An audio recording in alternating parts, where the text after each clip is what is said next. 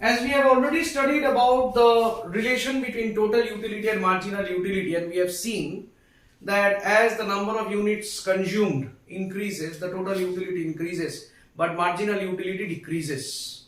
So, from there comes the law of diminishing marginal utility.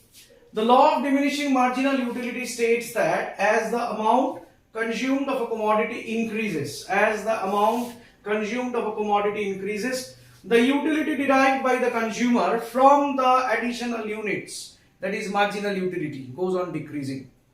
Okay, so that's the law of DMU, or the diminishing marginal utility. Now, for this law to operate, or for the law to hold good, this law of diminishing marginal utility to hold good, okay, there are certain assumptions. What are the assumptions? Very restricted assumptions, but the assumptions should work.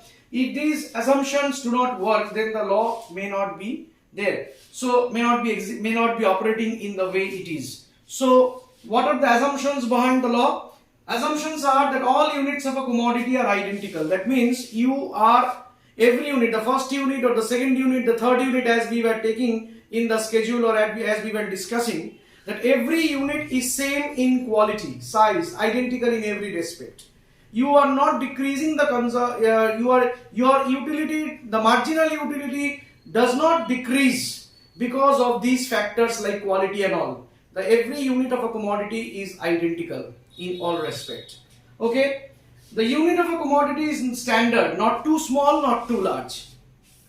It's a very small unit, you are not satisfied, or it's so large that you cannot consume at one point of time. It's not like that. It's standard unit. One unit is standard unit.